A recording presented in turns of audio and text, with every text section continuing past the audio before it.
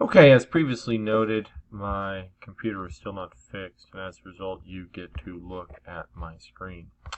So in this particular case, for our discussion this week, what you are supposed to do is you're trying to thought craft, hey, um, what type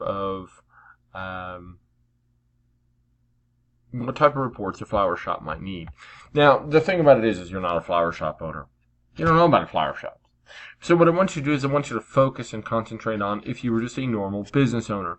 And then once you're a normal business owner and you start thinking about what reports that a flower shop might need, then, or excuse me, what that business might need, then try to translate it to a flower shop. Now, the interesting part about this particular week is there's no right or wrong answer. But the idea is before you've created a database to kind of give some thought as to what type of reports might be needed.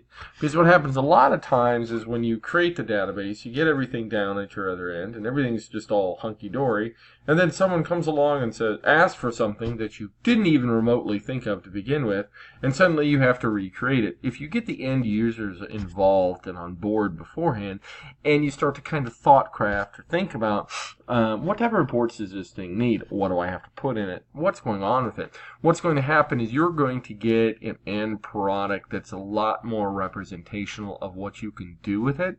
But if you don't bring in others involved, you don't give that particular amount of thought to it, you're going to spend a lot of time when you have a completed product going back and redoing the completed product because something has changed.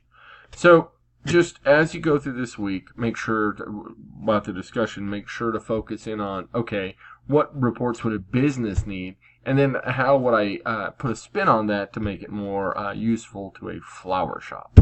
But whatever the case may be, there you go. And if you have any further questions, let me know. Thank you for your time.